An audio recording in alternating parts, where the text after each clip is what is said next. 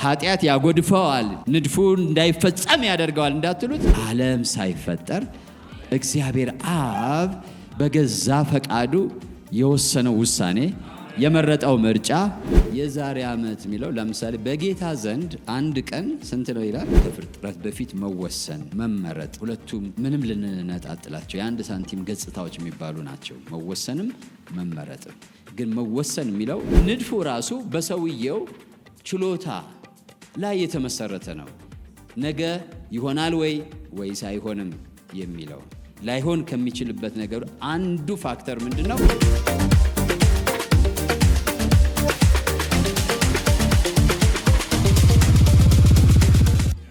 ክብር ለጌታ ይሁን። ባለፈው ሳምንት ከፍጥረት በፊት መመረጥ የሚል ነው መጨረሻ ላይ ብለን የተው ነው። ጎናቸው ያለውን ሰው በጌታ በኢየሱስ ክርስቶስ ፍቅር እወድሃለሁ በሉት። በደንብ ዞር ብላችሁ እንደገና ደገሙ። በእውነት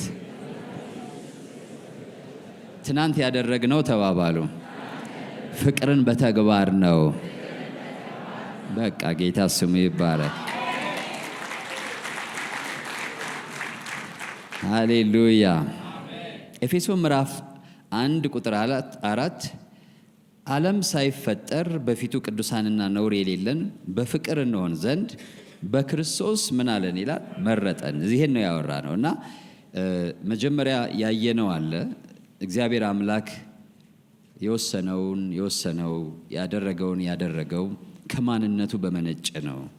ማንነቱ የውሳኔው የምርጫው እና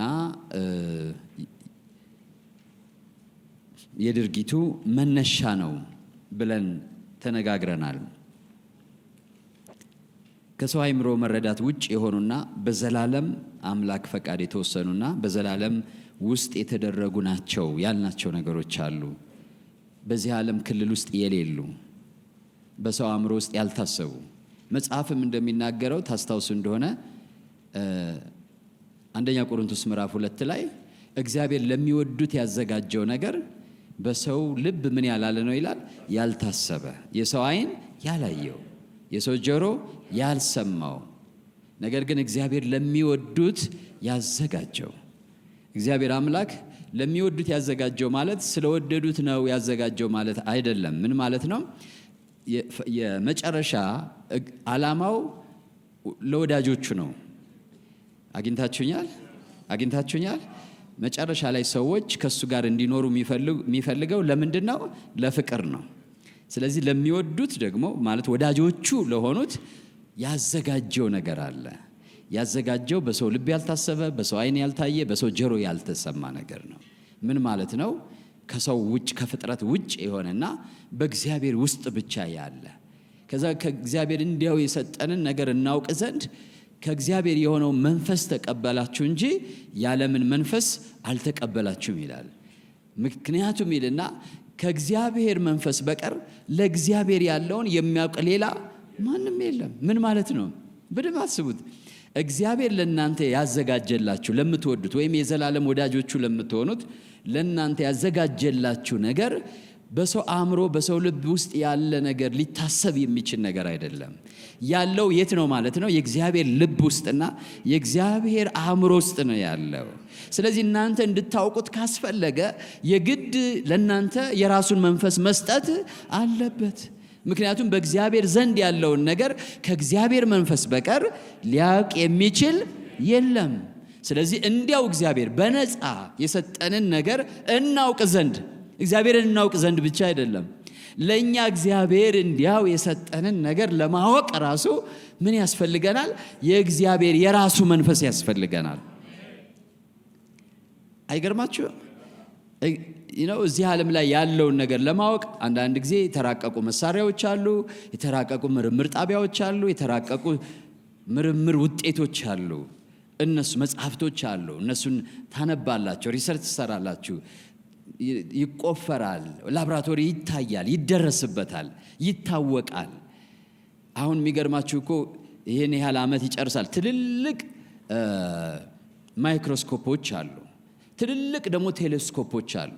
ሩቅ የሆነውን ማለት በብዙ ብርሃን ወይም ሚሊየን እና ሚሊየን በላይ ኪሎ ሜትር ውስጥ ያሉትን ነገሮች ማየት የሚቻልበት መሳሪያ አለ። እንደዚሁም እጅግ የረቀቁትን ነገሮች ማየት የሚቻልበት መሳሪያ አለ።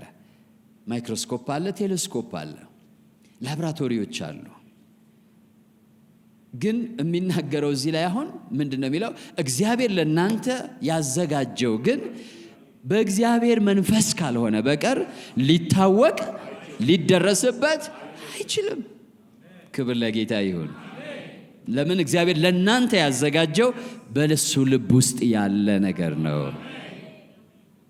ስለዚህ ባለፈው ያየናቸው አለፍ አለፍ ብለን የጠቀስናቸው በክርስቶስ አስቀድሞ መመረጥ።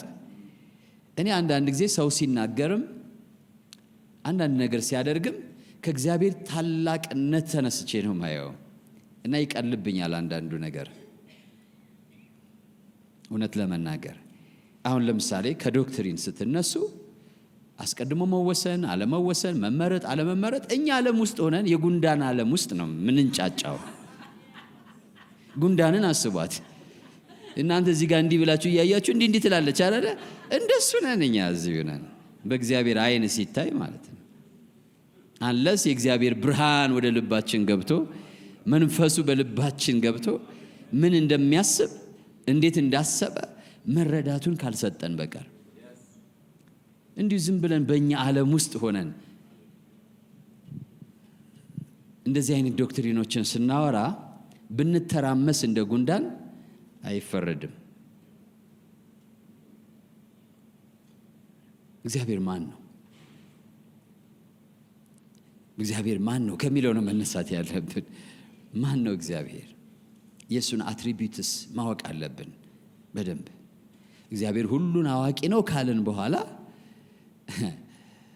ከዛ ከኛ ድርጊት ተምሮ ይወስናል ብለን እናስባለን ወይ? እሱ ሁሉን ያውቃል ስንል ሁሉን ያውቃል ማለት ከሆነ ሁሉን ይችላል ስንል ሁሉን ይችላል ከሆነ ዘላለማዊ ነው ስንል ዘላለማዊ ከሆነ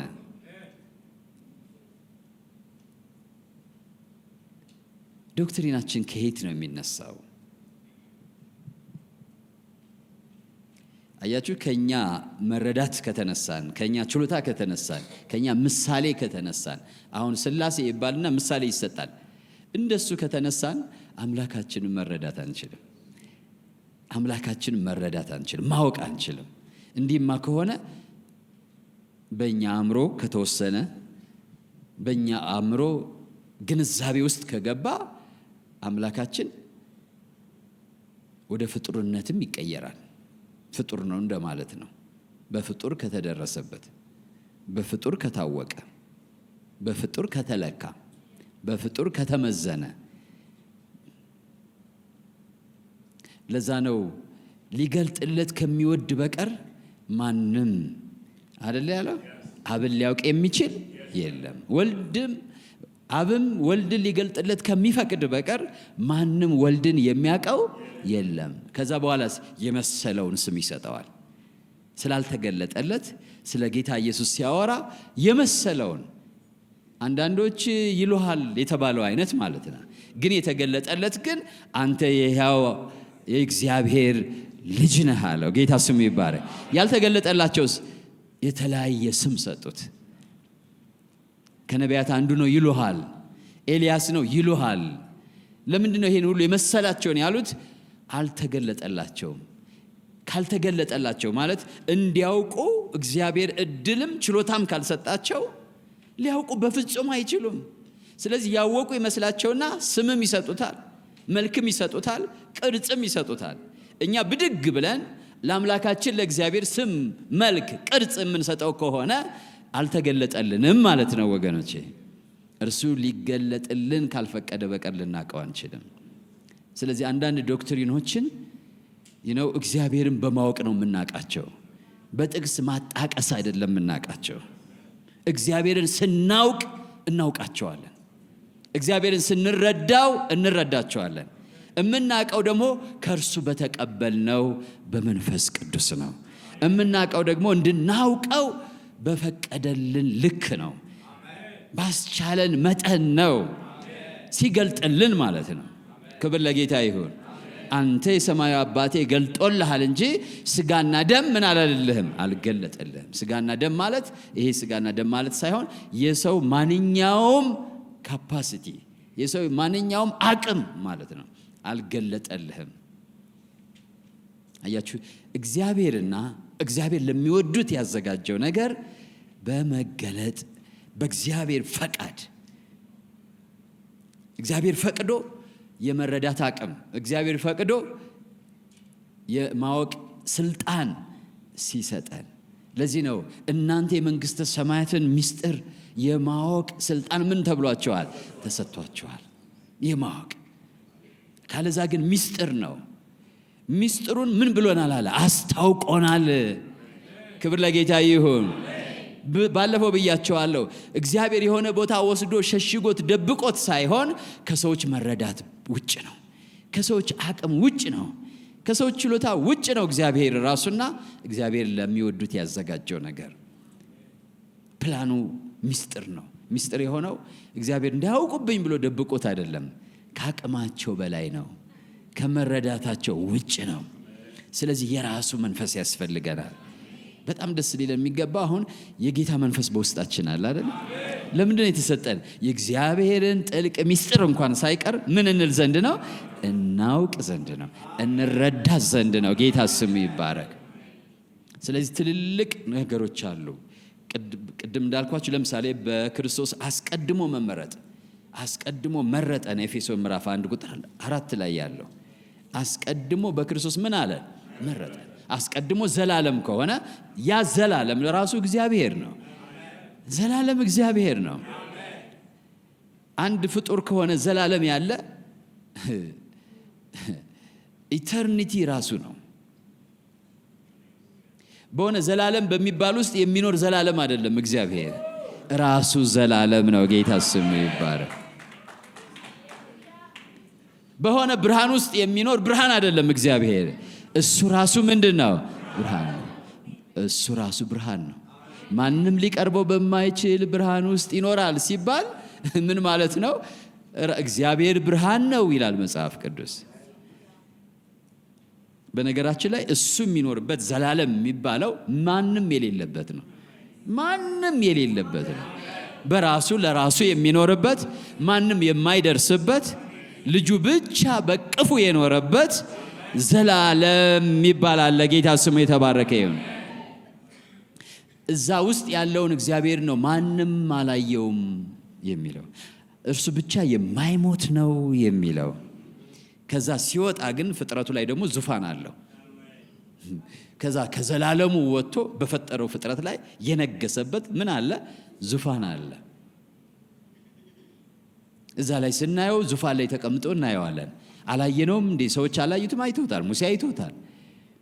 ሕዝቅኤል አይተውታል። መላእክት አይተውታል። ያልታየ አይደለም። ነገር ግን ማንም ሊያየው የማይችል እግዚአብሔርን አንድስ እንኳን አላየውም። እየዋሸ ነው መጽሐፍ ቅዱስ? ይጋጫል? አይጋጭም። ግን እግዚአብሔርን በማንነቱ አንድስ እንኳን ያየው የለም። እንዲታይ በፈቀደ መጠን ግን መጥቶ በፍጥረት ዓለም ውስጥ በልክ ማለት ነው። ከዛ በእኛ ዓለም ውስጥ ደግሞ በሰውነት በክርስቶስ ኢየሱስ ታየ። ግን በሰውነት የተገለጠው እሱ ብቻ ነው፣ እግዚአብሔር አይደለም። እሺ፣ በዙፋን ላይ በሰማይ ተቀምጦ መላእክት የሚሰግዱለት ብቻ ነው፣ እግዚአብሔር አይደለም። ሉሲፌር የተሸወደው እዛ ላይ አይደል እንዴ? በዙፋን ላይ ተቀምጦ ሲያየው ከሱ በላይ ሆናለሁ ብሎ አሰበ። ከዛም በላይ ያለውን አምላክ ማንም ሊቀርበው በማይችል ብርሃን ውስጥ ያለውን ጌታ አላወቀውም፣ አልተረዳውም። የአምላክ መጨረሻ ያ ዙፋን መሰለው። እሱ ነው የመሰለው። እሱ ነው የመሰለው። ጊዜ ሳይጀመር ፍጥረት ሳይፈጠር እንደዚህ እኮ ነው የሚለው። በጣም እኔ አንድ ቀን አለቀስኩኝ መጽሐፍ ቅዱስ ትምህርት ቤት እየተማሩ። በጣም የሚገርም ሰው ነው የሚያስተምረን እና ማለት ያው ቴስቲሞኒ ማለት ነው። እና ቆላስይስን ነው መጽሐፍ ቅዱስ አዲስ ኪዳን ዳሰሳ ላይ ቆላስይስን በ2008 ነው ማወራችሁ ዳሰሳ እያስተማረን። ቆላስይስ በ2008 በፈረንጆች ማለት ነው። ያን ቀን በራልኝ ሲነበብ ማለት ነው። ቆላስይስ ምዕራፍ 1 ቁጥር 15 ላይ እርሱም የማይታይ አምላክ ምሳሌ ነው። አምላክ ምን አይልም? አይታይም። ግን የማይታይ አምላክ መታያ ነው ማለት ነው። መገለጫ ነው ማለት ነው። ዕብራውያን ላይ ነጸብራቅ ነው ይላል። ጌታ ስሙ የተባረከ ይሁን። ጌታ ኢየሱስ ክርስቶስ ማለት ነው። የማይታይ አምላክ ምሳሌ ማለት ምን ማለት ነው? ይሄ አማርኛ የድሮ አማርኛ ስለሆነ ነው። መታያ፣ ሰውን በምሳሌው በመልኩ ፈጠረው እንደሚለው። ከዛ ይቀጥልና እንግዲህ አምላክ ምን አይልም ማለት ነው? አይታይም ማለት ነው። ልጁ ግን ምኑ ነው? መታያው ነው። የት ነው የሚታየው? በፍጥረቱ መካከል። አምላክ ግን ስለዚህ ሊታይ በፈለገ ጊዜ የታየበት ነው። እርሱም የማይታይ አምላክ ምሳሌ ነው። የሚታዩትና የማይታዩት ዙፋናት ቢሆኑም ወይም ጌትነት ወይም አለቅነት ወይም ስልጣናት በሰማይና በምድር ያሉት ሁሉ በእርሱ ተፈጥረዋልና። ስለዚህ ዙፋናት ይላል፣ የሚታየውና የማይታየው በሰው ማለት ነው። ይሄ ሁሉ በእርሱ ምን ብሏል ነው የሚለው? ተፈጥሯል። በእርሱ ተፈጥሯል። ጢሞቴዎስ ላይ እንደተናገረው እርሱ ግን ከዚህ ውጭ ነው። ስለዚህ እዚህ የተዘረዘሩ ማለት እኛ ልክ ከእግዚአብሔር የምናስተካክላቸው ናቸው እኮ። ብዙ ጊዜ ሳናስበው እናስተካክላቸዋለን ሳናቅ። ማለትም የሚታዩትን የማይታዩት ዙፋናት ቢሆኑ እግዚአብሔር የተቀመጠባቸው መላእክት ብቻ አይደሉም። ምኖች አሉ? ዙፋናት ወይም ጌትነቶች አሉ፣ ወይም አለቅነት ወይም ስልጣናት በሰማይና ስንተውትና በሰማይና በምድር ያሉት ሁሉ በእርሱ ምን ብለዋል? ተፈጥረዋል። እግዚአብሔር የት ነው ያለው? በሰማይ። ያለበትን ሰማይ የፈጠረው ማን ነው? ራሱ እግዚአብሔር ነው። እግዚአብሔር ነው። ስለዚህ እግዚአብሔር ከሰማያት ውጭ ነው ማለት ነው። እየነገርኳችሁ ያለው ገብቷችኋል ወይ? እግዚአብሔር ከምን ውጭ ነው? ከሰማያት ውጭ ነው። ግን ፈጠረና በሰማያት ውስጥ ተቀመጠ። ዙፋኑን በሰማይ አደረገ ይላል መጽሐፍ ቅዱስ። ዙፋኑን ራሱ እግዚአብሔር ሰማይን ፈጠረ፣ ዙፋኑን በምን አደረገ ይላል? በሰማይ አደረገ። ያ ዙፋን የተፈጠረው በክርስቶስ ነው። ያ ዙፋን የተፈጠረው በክርስቶስ ነው። ስለዚህ አንዳንድ ጊዜ ስለ እግዚአብሔር ስናስብ የመንደራችን አሽከር አድርገን ማሰብ የለብንም። የመንደራችን ቦስ አድርገን ማሰብ የለብንም። የሀገራችን ፕሬዝዳንት አድርገን ማሰብ የለብንም። የዓለማችን ሳይንቲስት አድርገን ማሰብ የለብንም። የዓለማችን ጀግና አድርገን መመሰል የለብንም።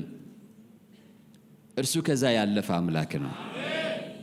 የምናመልከው ከዛ ያለፈ አምላክ ነው። ከዛ ያለፈ ነው። እግዚአብሔር ሰማያትን ዘረጋና ዙፋን ዘረጋ። ዙፋን የሚባል የሚቀመጥበት ፈጠረ። ከዛ መጥቶ ሲቀመጥ ያን ሲዘረጋ ዘመናት የሚባለው ተጀመረ። በቃ ዘመን ይለያያል። የዚህ ዘመን አለ፣ የዛኛው ዘመን አለ፣ ይለያያል። እግዚአብሔር ግን ከዘመን ዘመናት ውጭ ነው። ዘላለም ነው ራሱ እግዚአብሔር። ክብር ለጌታ ይሁን። ስለዚህ የሱ ዲሲሽን፣ የሱ ምርጫ፣ የሱ ውሳኔ፣ የሱ ነገር እኛ ቅድም እንዳልኩት አውርደን የምናየው አይደለም።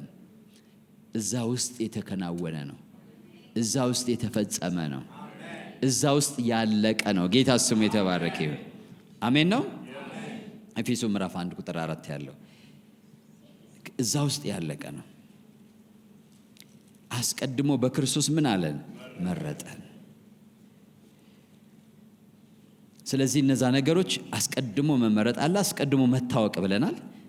ያወቃቸውን የልጁን መልክ እንዲመስሉ አስቀድሞ ደግሞ ምን ብሏል? ወስኗል። ከዛ ቀጥሎ መወሰን አለ። መወሰን ኤፌሶን ምዕራፍ 1 ላይ ያለ ቁጥር 11 ላይ አስቀድሞ መወሰን። እነዚህ አምላክ ያደረጋቸው ናቸው። የአምላክ ስራዎች ናቸው። የቤት ስራ ሰጥቶ ለገብርኤል ለሚካኤል የሰጠው የቤት ስራ አይደለም። የአብ ውሳኔ፣ የአብ ምርጫ ነው። ጌታ ስሙ የተባረከ ይሁን። አሜን አትሉኝም? በደም የቤት ስራ ሰጥቶ የተሰራና ሪፖርት የተደረገ አይደለም። የኔና የናንተ ጉዳይ ዓለም ሳይፈጠር እግዚአብሔር አብ በገዛ ፈቃዱ የወሰነው ውሳኔ፣ የመረጠው ምርጫ ነው። እነዚህ ነገሮች አሁን አንዳንዴ ሰዎች ይጠይቃሉ። ምን ብለው ይጠይቃሉ? መመረጥ ነው የሚቀድመው ወይስ መወሰን ነው ይላሉ። ምሳሌ ለማድረግ የሆነ ነገር ለማምጣት አስቤ ነበር። እሱም የዚህ ምድር ጉዳይ ነው፣ ግን የተወሰነ ሊያሳየን ይችላል። አንድ ክብ የሆነ ነገር ቢኖራችሁ መጀመሪያው የት ነው የሚለውን ታውቁታላችሁ? አታውቁትም? መጀመሪያው ሩቅ ሆናችሁም የሆነን ሰው ደውላችሁ ከዚህ ክቡን ነገር በእጁ አስይዛችሁት ወደ ግራ ብትሉት ያውቀዋል? ግራ ይገባል። እናንተ የት ሆናችሁ ነው ወደ ግራ? ምን ላይ እንደያዘው በምን ታውቃላችሁ? ሪፈረንስ የላችሁም። ወደ ግራ ወደ ቀኝ ለማለት ወደፊት ብትሉት ወደ የት ነው ወደፊት ማለት? ከዛ ቀለበት ያዙና እጃችሁ ላይ የጋብቻ ቀለበት ካላችሁ የዛ ጋብቻ ቀለበት ወደፊት የት ነው? ወደ ኋላ የት ነው? እጃችሁን ተውት። ወደ ቀኝ ወደ ግራ ሳትሉ ወደ እጃችሁ ሳይሆን እዛው የራሱን ነው የምላችሁ። ቀኙ የት ነው? ግራው የት ነው? ጅማሬው የት ነው? ቅደም ተከተል ደግሞ አውጡለት። አንዳንድ ጊዜ ቁልፍ ክብ ነገር ላይ አስረን እናውቃለን አይደለ? ከዛ አጋጥሟችሁ አያውቅም? ኦርደር እንትን ሁለተኛ ነው ያለ ብላችሁ ትሄዳላችሁ። ድሮ ማለት ነው ሳላቅ ቁልፉ ሁለተኛ እንዳይሳሳትብኝ እንዳምታታብኝ ሲሰጣችሁ ሁለተኛ ነው ብላችሁ ስትሄዱ ሄዳችሁ ሁለተኛውን ስትሉት ሁለተኛው አይደለም። የያዛችሁበት ነገር ክብ ስለሆነ ያ ቁልፍ ትንሽ ከሄዳችሁ በኋላ ስንተኛ ሆኗል? ገልበጥ ብሎ አንደኛ ሆኗል። ሪፈረንስ የላችሁ። ስለዚህ መወሰን ይቀድማል፣ መመረጥ ይቀድማል ካላችሁኝ ዘላለም ውስጥ ፊትና ኋላ የሚባል የለም። ዘላለም ውስጥ ምን የለም? አግኝታችሁኛል ወይ? ትናንትናና ዛሬ ስለሌለ ከኔ ጋር ናችሁ ወይ? ለምንድን ነው የምታወራን ብትሉ የአምላካችን ታላቅነት አውቀን እንድንሰግድ ነው። አበቃ። ፊትና ኋላ የለም። አስቀድሞ መረጠኝ ወይስ አስቀድሞ ወሰነኝ ካላችሁ አስቀድሞ የሚለው ከዚህ ዓለም በፊት ማለት ነው እንጂ እዛ ውስጥ ግን ቅድድሞሽ የለም። አብ ነው መጀመሪያ የነበረው፣ ወልድ ነው፣ መንፈስ ቅዱስ ነው አይባልም። ዘላለም ውስጥ ከነበረ ዘላለም ውስጥ የነበረ ፊትና ኋላ የለውም። መጀመሪያና ኋለኛ የለውም። ቀዳማይ ዳህራይ የለውም። ክብር ለጌታ ይሁን። ስለዚህ መመረጣችንም ዘላለማዊ ነው ማለት ነው። መወሰናችንም ምንድን ነው? ዘላለማዊ ነው። ፊተኛና ኋለኛ የለውም። ቀዳሚና ተከታይ የለውም። ወደዚህ ምድር ከተመጣ በኋላ በጊዜ ውስጥ ግን ለምሳሌ ሮሜ ምዕራፍ 8 ላይ ስትሄዱ፣ ክብር ለጌታ ይሁን። ሮሜ ምዕራፍ 8 ላይ ስትሄዱ እንደዚህ ታገኛላችሁ። ልጁ በብዙ ወንድሞች ቁጥር 29 ልጁ በብዙ ወንድሞች መካከል በኩር ይሆን ዘንድ አስቀድሞ ያወቃቸውን። ይሄን አስቀድሞ ኤፌሶ ምዕራፍ 1 ቁጥር 4 ላይ ወስደን ዓለምን ሳይላልን ሳይፈጠረ። ዓለም ማለት ደግሞ ፍጥረት ቢፎር ዘ ፋውንዴሽን ኦፍ ክሬሽን ነው። ፍጥረት ገና ሲዱ ሳይጣል ሳይጀመር መሰረቱ ሳይጣል ማለት ነው ብያቸዋለሁ። ስለዚህ ይሄ አስቀድሞ የሚለውን ቃል መጀመሪያ ፈተነዋል። ክብር ለጌታ ይሁን። በዛ ፍች መሰረት ስትሄዱ ዘላለም ውስጥ ማለት ነው። ጌታ ስሙ ይባረክ። መቼ ማለት ነው? በኩር ይሆን ዘንድ አስቀድሞ ያወቃቸው የልጁን መልክ እንዲመስሉ አስቀድሞ ደግሞ ወስኗል። ይሄ ውሳኔ መቼ ነው? አስቀድሞ ነው። ጌታ ስሙ ይባረክ። አስቀድሞ የወሰናቸውን እነዚህን ደግሞ ምን አላቸው ይላል? ጠራቸው። ይሄ ግን ጊዜ ውስጥ ነው። ይሄ ጊዜ ውስጥ ነው። ምክንያቱም መጠራት ዘላለማዊ አይደለም፣ ጊዜ ውስጥ ነው። እንድንሆን የተወሰነ አለ። ለሆነው ነገር ደግሞ ከተወለድን በኋላ የመጣ ጥሪ ነው። ክብር ለጌታ ይሁን። የጠራቸውን እነዚህን ደግሞ ምን አደረጋቸው? አጸደቃቸው። ይሄም ጊዜ ውስጥ ነው። ስለዚህ መጀመሪያ ተጠራን፣ ከዛ ጸደቅን፣ ከዛ ደግሞ ያጸደቃቸውን ምን አደረጋቸው? አከበራቸው። ፕሮሰስ ነው፣ ቅደም ተከተል አለው ማለት ነው። አንድ ሰው ሳይጠራ አይጸድቅም፣ ሳይጸድቅ አይከብርም። አናስቀዳድማቸው፣ አንድ ላይ አናደርጋቸው። መጀመሪያ መጠራት ነው፣ ከዛ መጽደቅ ነው፣ ከዛ መክበር ነው። ለምን? ይህ በጊዜ ውስጥ የሚከናወን ስለሆነ ማለት ነው። በፍጥረት ዓለም ውስጥ የሚከናወን ጉዳይ ስለሆነ፣ ስለዚህ ጊዜው ሲደርስ ጌታ ኢየሱስ ተወለደ። ያ ጊዜ የሚለው የዚህ ዓለም ጊዜ ማለት ነው። ግልጽ ነው። ጊዜ የሚለው የትኛው? አክቹዋሊ ጊዜ ይህን መንፈሳዊ ነገር እንዴት ነው እስኪ ልባችን እግዚአብሔር ያስፋው ነው የምለው። ራሱ የዚህ ዓለም ጊዜ አለ፣ የመንፈሳዊውም ዓለም ጊዜ አለ። ከዛ ግን ጊዜ የሌለው ደግሞ ዘላለም አለ። መንፈሳዊ ዓለም ጊዜ አለው፣ ግን የዚህ ዓለም አይነት ጊዜ አይደለም። እርቀትም አለው፣ የዚህ ዓለም አይነት እርቀት ግን አይደለም። ግን ከዚህ ይለያል። ስንሄድ ነው የምናውቀው፣ ወይም ደግሞ በመገለጥ ውስጥ ስትሆኑ ነው የምታውቁት። ጊዜ አለ። ይህን ማለት ነው። ለምሳሌ ልጨምር አንድ ጥቅስ አላችሁ አይደለ? ዘፍጥረት ምዕራፍ ስለ ጊዜ ማለት ነው። ስለ ጊዜ ዘፍጥረት ምዕራፍ 18 ይመስለኛል አይደለም? ሳራ እንደምትወልድ የተነገራት ጌታ ራሱ ወደ ቤታቸው ገብቶ በዚህ ጊዜ የዛሬ ዓመት ወደ ቤትህ እመጣለሁ። ዘፍጥረት ምዕራፍ 18 ከቁጥር 9 እርሱም ሚስት ሳራ ወዴት ናት አሉት። እርሱም በድንኳን ውስጥ ናት አላቸው። እርሱም የዛሬ ዓመት እንደ ዛሬው ጊዜ ወደ አንተ በእውነት እመለሳለሁ፣ ሚስት ሳራም ልጅን ታገኛለች አለ። እሺ እንደገና እስኪ ድገሞ። የዛሬ ዓመት እርሱም የዛሬ ዓመት እንደ ዛሬው ጊዜ ወደ አንተ በእውነት እመለሳለሁ። ይህን ቃል እርሱም የዛሬ ዓመት እንደምን ጊዜ ይላል? እንደ ዛሬው ጊዜ። እንደ ዛሬው ጊዜ ስናነባ አንዳንዴ ላይገባን ይችላል። የዛሬ ዓመት እንደ ዛሬው ጊዜ የሚለው ቃል ምን ማለት ነው?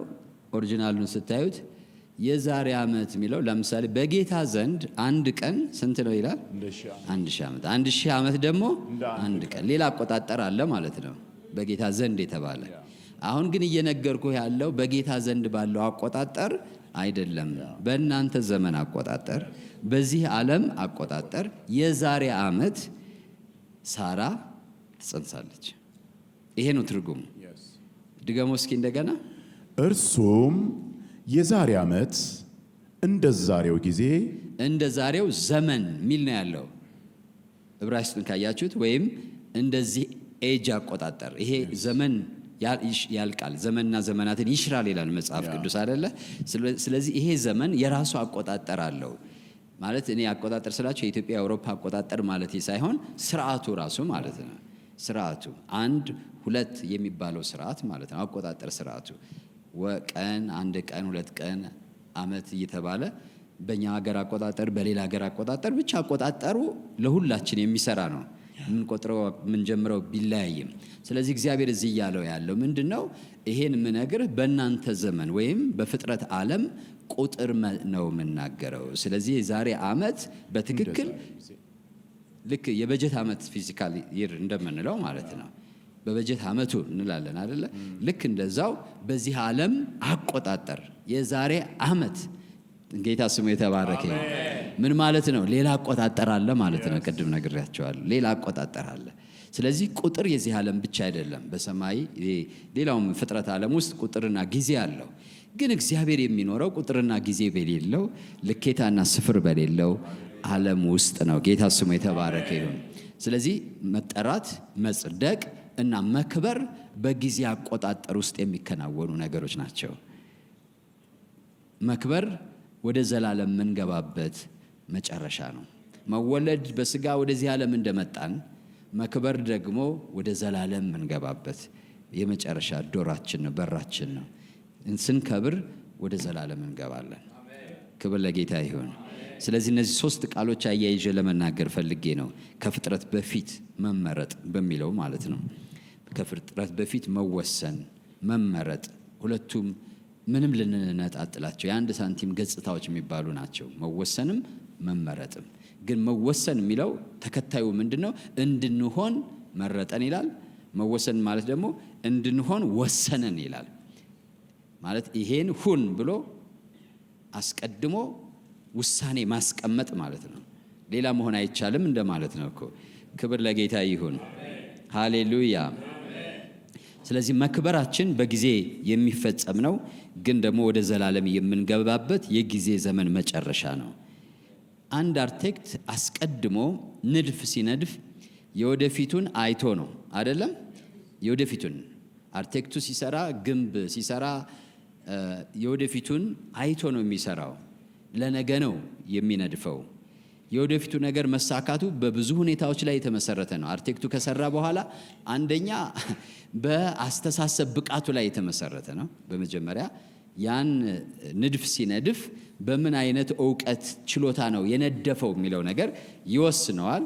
ከዛ በኋላ ደግሞ መጀመሪያ ማለት ነው ከመጀመሪያ ከንድፉ ትክክለኛነት ይነሳል ማለት ነው። ንድፉ ትክክለኛ ላይሆን ይችላል። ስህተት ፎልት ሊኖረው ይችላል። ሊተገበር ማይችል ሊሆን ይችላል። ዝም ብለው ደስ የሚል ብትሰሩ እኮ ከዛ በኋላ ህንፃ ይሆናል ማለት አይደለም። እንደዛ ማለት አይደለም። ያው ባለሙያዎች ትኖራላችሁ፣ እኔ ሙያ አይደለም። ስለዚህ ንድፉ ራሱ በሰውየው ችሎታ ላይ የተመሰረተ ነው። ነገ ይሆናል ወይስ አይሆንም የሚለው ላይሆን ከሚችልበት ነገር አንዱ ፋክተር ምንድነው? የንድፍ ችግር ነው። ንድፉ ደግሞ ትክክል ቢሆን ደግሞ ሌላ አስቻይ ሁኔታዎች መኖር አለባቸው። ሌሎች ነገሮች ለምሳሌ ሌሎች ባለሙያዎች ሳሉ ያን ንድፍ ወደ ስራ መተግበር ማምጣት የሚችሉ ሀብት ሳለ ያ ንድፍ ተግባራዊ እንዲሆን የሚያስችል ፈቃድ ሳለ ፈቃድ ከሚሰጠው አካል ይፈቀዳል ሁሉ ነገር ትክክል ሆኖ ሀብቱም ትክክል ሆኖ ግን ደግሞ መንግስት የሚባል አለ፣ ፈቃድስ አለ ይተገበራል እያላችሁ መዘርዘር ትችላላችሁ። የሰውየው ንድፍ መጥቶ እንዳለው ነገ ላይ ዛሬ ላይ ንድፍ ነው፣ ነገ ላይ ግን ሆኖ ለማየት ብዙ መስፈርቶች አሉ፣ ብዙ ኢምፖሲቢሊቲዎች አሉ፣ ብዙ ፕሮባቢሊቲዎች አሉ። ነገር ግን ወደ አምላካችን ወደ እግዚአብሔር ውሳኔና ምርጫ ስንመጣ ግን እዚህ ላይ ነው ከባህሪው ነው መነሳት ያለብን ያልኳችሁ። ከኔ ጋር ናችሁ ወይ? መጀመሪያ ሲነድፍ እግዚአብሔር ፍጹም አዋቂ ነው ካልን ፎልት ይኖረዋል ወይ? ንገሩኝ እስኪ ፕሊዝ። ስህተት ይኖረዋል ወይ በንድፉ ላይ? ምናልባት ያላየው ነገር ይኖር ይሆን ወይ? ሳያውቀው ድንገት ያሰበው ነገር ይኖር ይሆን ወይ? ንገሩኝ እስኪ በደንብ። ስለዚህ ንድፉ ስህተት ይኖርበታል? ንገሩኝ። ይኖርበታል ወይ? የለውም። ትክክል ነው ማለት ነው። ትክክል ንድፍ መንደፍ ይችላል ማለታችን ነው። ስለዚህ ውሳኔው እንዲሆን ነገ የወሰነው ነገር ንድፉ ትክክል ነው ማለት ነው። ከዛ ሌሎች አስቻይ ሁኔታዎችን ደግሞ እንመርምራቸው። ይሄ እንግዲህ ከእውቀቱ ነው የተነሳ ነው አይደል? ክብር ለጌታ ይሁን። ከዛስ ሀብትስ አንዱ ያነሳ ነው እሱ ነው። ያን ንድፉን ፍጻሜ ላይ ለማድረስ ሲፈልግ እስኪ እኔ እንደፈለኩት ውብ ሆኖ እንደፈለኩት ሆኖ ይሄ ንድፌ እውን ይሁን ሲል ሀብት ያን ሰው ይሆን? ንገሩኝ እስኪ። ለዛ ነው በክርስቶስ ኢየሱስ ዓለም ሳይፈጠር ጸጋ ተሰጠን የሚለው። ሪሶርስ ማለት ነው እሱ። ኃጢአተኛውን የሚያጸድቅ በደለኛውን የሚያነጻ ከተነደፈው ንድፍ ውጭ እንዳይሆን የሚያስችል እግዚአብሔር ንድፉ እውን እንዲሆን የሚያስችለው ብቃት አለው የለውም? እስኪ ንገሩኝ እስኪ። ሪሶርስ አለው እግዚአብሔር የለውም? ለዛ ነው አንድያ ልጁን የሰጠን። ጌታ ስሙ የተባረከ። it is his resource ያለው ሀብቱ እሱ ነው። የነደፈው ንድፍ እውን እንዲሆን የከፈለው ዋጋ፣ ከዚህ ዋጋ ውጭ የሆነ ሌላ ዋጋ የለም ማለት ከዚህ ዋጋ ከብዶ ንድፉ ሳይፈጸም የሚቀርበት። አግኝታችሁኛል? አሁን እዚህ ቤት ላይ ከውበት አንጻር ብለን የሆነ ዲያመንድ በትልቁ ምናምን ብለን ብንነድፍ ብሩ እንኳን ቢኖረን ዲያመንዱን ብናጣው ያን ቅርጽ የያዘ ዲያመንድ ሪቫይዝ እናደርጋለን። ዲዛይናችን ሊገኝ አልተቻለም እንላለን። ወይም ደግሞ እኛ ያሰብነው 100 ሚሊዮን ዶላር ቢሆን 200 ቢሆን አፎርድ ማድረግ ስላልቻልን ሌትስ ሪቫይዝ እንላለን። ነገር ግን ከኢየሱስ ክርስቶስ ዋጋ የሚበልጥ ዋጋ ያለው ነገር አለ ወይ? እግዚአብሔር ከዚህ በላይ አፎርድ ላደርግ አልችልም ብሎ ንድፉን ከመፈጸም የሚያቆመው አለ ወይ? ንገሩኝ እስኪ። የለም። ለዛ ነው እኛ እኮ ተስፋ ያገኘ ነው። እዳችን እኮ በጣም ብዙ ነበረ። እግዚአብሔር ግን ሁሉንም ከፈለው። ጌታ ስሙ ይባረክ። ለምን ብትሉ አስቀድሞ የወሰነው ውሳኔ ግብ ይደርስ ዘንድ አንድ ጊዜ እውቀቱ አንዴ ሀብቱ ነገር ግን ከወደደን ከትልቅ ፍቅሩ የተነሳ አይደለም ይላል እግዚአብሔር በምህረቱ ምን ስለሆነ ይላል ባለጸጋ ስለሆነ ኃጢአት እንዳትሉት በምህረት ባለጸጋ ነው ኃጢአት ያጎድፈዋል ንድፉ እንዳይፈጸም ያደርገዋል እንዳትሉት በምህረቱ ምንድነው እሱ ባለጸጋ ነው የኛ ጥልና ጠብ ያስቀረዋል እንዳትሉ ወርዱና ስፋቱ ከመታወቅ ያለፈ ምን አለው እግዚአብሔር ፍቅር አለው ኦቨርካም የማይደረግ ኦቨር ሩልድ የማይደረግ ፍቅር አለው ጌታ ስሙ የተባረከ ይሁን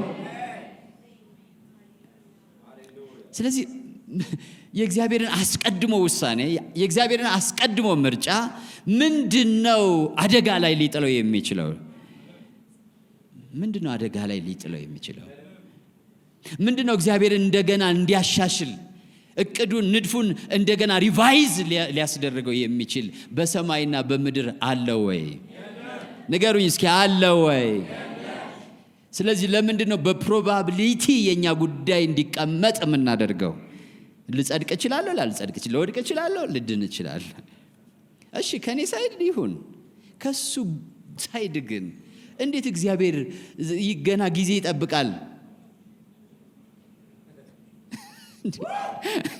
የገባው ሰው አለ ወይ እኔ መጽደቄን እርግጠኛ ለመሆን ገና እግዚአብሔር እንደኔ ጊዜ ይጠብቃል ወይ እኔ መክበሬን ለማወቅ ገና እግዚአብሔር ሁኔታዎችን ይጠባበቃል ወይ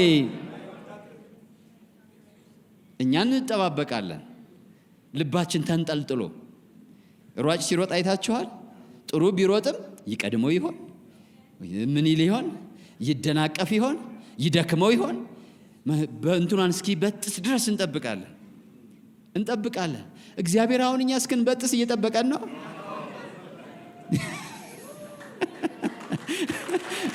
በቃ ጸንተን ምናምን ክችች ብለን መንግስተ ሰማያት እስክንገባ እየጠበቀን ነው ያለው እግዚአብሔር ንገሩኝ እስኪ እንደዚህ አይነት አምላክ ነው ይሄ የኛ ዓለም ነው እኛ ግን በእኛ ዓለም ስለምንኖር በመንቀጥቀጥና በመፍራት እንቀጥላለን ገመዱን እስክንበጥስ ማለት ነው እሱ ግን እዛ ቁጭ ብሎ አይዞ በጥሰሃል ይላል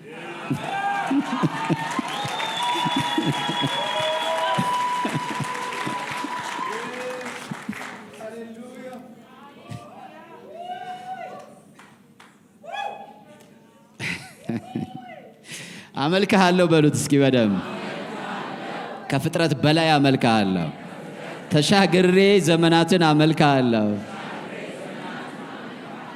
ዘላለም የሆንከውን አመልክሃለሁ በሉ እስኪ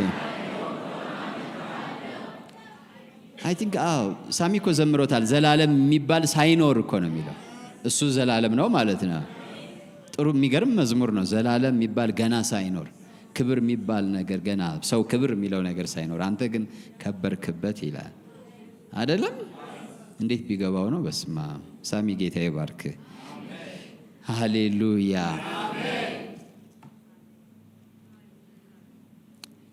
አሁን እኮ ምንፋጀው በእኛ መንደር ውስጥ እየመጣን ነው ምንፋጀው ወርደን በጣም ወርደን መንደራችን ውስጥ መጥተን ማለት ነው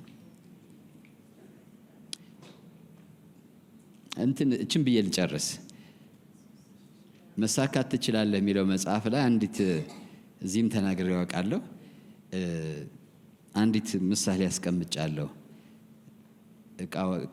እቃቃው ፈረሰ እንጀራው ዳቦ ተቆረሰ ነው የሚል ማለት ነው ማለት ልጆች እኮ ነው ልጆች እያለ እኔ ብዙ ቃቃት ትንሽ ነው የተጫወትኩት ተጫዎችም ከሆነ ግን አሉ እውነት የሚመስሉ ለልጆች እውነት ነው በቃ እውነት ነው ይሄ አልጋ ነው ይላሉ የሆነ እንጨት ምናምን ያለ ይሄ ወንበር ነው ይላሉ ይሄ የግቢው አጥር ነው ይላሉ ይሄ ቤቱ ነው ይላሉ እንጀራ ምን ያረክሽ ነው በደንብ እኮ ከምራቸው ነው እንጀራ ምናምን ይላሉ ምን እየሰራሽ ነው እንጀራ ወጥ እየሰራው ምናምን ከዛ እየተጫጫኸን ማለት ነው እንጀራ ነው ግን ወጥ ነው ግን ቤት ነው ግን ለዛ እኮ ነው እኔ እውነተኛ እንጀራ ነኝ ያለው እንጀራ ያልሆነ እንጀራ ስላለ ነው። እኔ ሕይወት ነኝ ያለው ሕይወት ያልሆነ ሕይወት ስላለ ነው። ከዛ እዛ ያስቀመጥኩት ምንድነው ወላጅ ያስታውሳለሁ ድሮ መተው ግባ ምናምን ይላሉ። በቃ እያለቀስን ፍርስርስ ነው የምናደርገው። ማለት ፍርስርስ አድርገን ይዘነው እንኳን አንሄድም። ፍርስርስ አድርገነው እየሮጥን እንሄዳለን ማለት ነው። ኢቭን ትናንት እኮ ያደረግነው ነገር ፍርስርስ አድርገነው እየሮጥን ነው የምንሄደው። በእውነት እኮ እንደዚህ እኮ ካላየ እንደዚህ በቃ ምናምን የሆነ ሚሊየን እኮ አሉ ቀይ ወንበር ላይ ምንጣፍ ላይ ምናምን። ይሄ እኮ ቃቃ ጨዋታ ነው። ሌትስ ፕሌይ ብለን ያደረግነው ማለት ነው። ትንሽ እንጫወት ልጅነቴ ብለን ያደረግነው ማርና ወተት ጨዋታ ነው። እውነቴን እኮ ነው። እኛ እኮ በጣም ከብዶን ነው እንጂ እኮ ትናንት እኮ ያደረግነው ነገር የልጅነቴ ቃቃ ጨዋታ ነው። ግን ሌትስ ፕሌይ ተመልሶ አይመጣም። ይሄ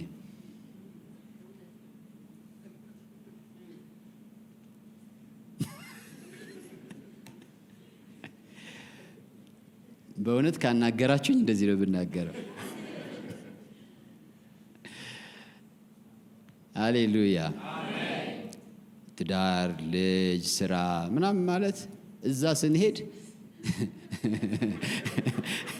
ህይወት መስሎን የተጫወትንበት መጫወቻ፣ ኑሮ መስሎን የኖርንበት ቤት እንደሱ ነው።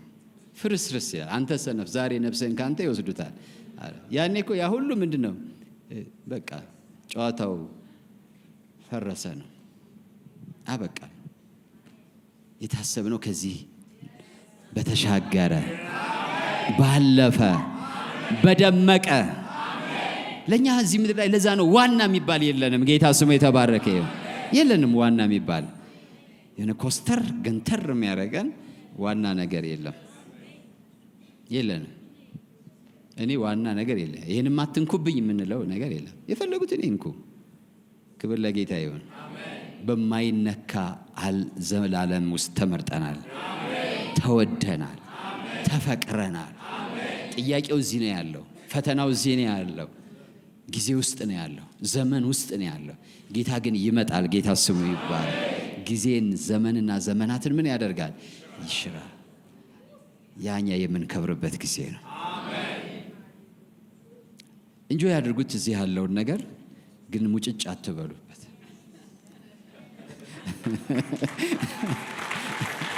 ተነሱ። ጌታ ይመስገን። ተነስተን ጌታን እናመስግን።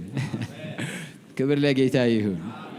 ሃሌሉያ ሃሌሉያ። ደስ ብሏችኋል በጌታ? ስሙ ለዘላለም ይባረክ። የኤፌሶን መጽሐፍ ጥናት ወደሚገርም ነገር እያስገባን ነው። ሃሌሉያ ሃሌሉያ። ክብር ለስሙ ይሁን። እስኪ ደስ ብሏችሁ ከሆነ እንደገና ጌታን አመስግኑት። እንደገና ክብር ስጡት። እስኪ በደንብ ክብር ስጡት።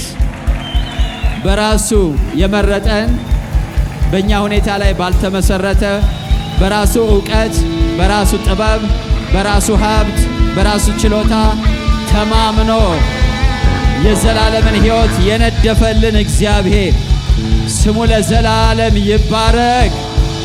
ሃሌሉያ ሃሌሉያ። ክብር ለስሙ ይሁን። እንግዲያውስ በሱ ታምነን እርሱን አምነን ነገርን ሁሉ እንተዋለን። ጌታ ስሙ ይባረክ። ሃሌሉያ። በእርሱ ታምነን እርሱን አምነን በቃ እሱ አውቆታል አይደለም? እኛ የምንለውጠው ነገር የለም። እግዚአብሔር የማይለውጥ ከሆነ እኛ እንዴት እንለውጣለን? እሱ አይለውጥም፣ ሐሳቡ አይለወጥም። ለዛ እኮ ነው እናንተ እስራኤል ሆይ እኔ አልለወጥምና የጠፋችሁ አይደላችሁም። ምን ማለት ነው? እኔ እናንተ የማትጠፉት ማለት እስራኤል ከመሆን ማትጎሉት የመረጥኳችሁ እኔ ምን ስለማልል ነው አለ? ስለማልለወጥ። እናንተ ተለዋውጣችኋል፣ ተቀያይራችኋል፣ ወድቃችኋል፣ ተነስታችኋል። የማጠፉበት ምክንያት ግን የመረጥኳችሁ እኔ ምን አልልምና አልለወጥም፣ አልማርም፣ አልሰለጥንም፣ አልገነዘብም፣ ሁሉን አዋቂ ነኝ። እንዲህ እንደምትሆኑ እያወቅኩ መርጫቸዋለሁ፣ ጠርቻቸዋለሁ፣ ለይቻቸዋለሁ። ሰርፕራይዝ የሚያደርገኝ ነገር የለም፣ ፍራስትሬት የሚያደርገኝ ነገር የለም ማለት ነው። ክብር ለጌታ ይሁን። ሃሌሉያ። እኛ ይመስለናል እግዚአብሔርን አንዳንድ ነገር ፍራስትሬት የሚያደርገው ይመስለናል፣ ሰርፕራይዝ የሚያደርገው ይመስለናል። አምላካችን ያለማወቃችን ነው፣ ያለመረዳታችን ነው። ግን እግዚአብሔር ምን አለ? አይዟችሁ አለ። እኔ አልለወጥም፣ አይዟችሁ። ክብር ለጌታ ይሁን። ሃሌሉያ፣ ሃሌሉያ፣ ሃሌሉያ። ስሙ ለዘላለም ይባረክ። ስለዚህ በእግዚአብሔር ማመን ማለት በዚህ ማንነቱ መደገፍ ማለት ነው። በዚህ ማንነቱ መረጋጋት ማለት ነው። በቃ ማንነቱ ላይ ነው የምናርፈው፣ ሁኔታዎች ላይ አይደለም፣ ድርጊቶች ላይ አይደለም። ማንነቱ ላይ ነው የምናርፈው። ምንታመነው ማንነቱን ነው። የሚለዋወጠውን ድርጊት አንታመነው። ሃሌሉያ። ፋዘር እናመሰግንሃለን፣ ከፍ ከፍ እናረጋሃለን።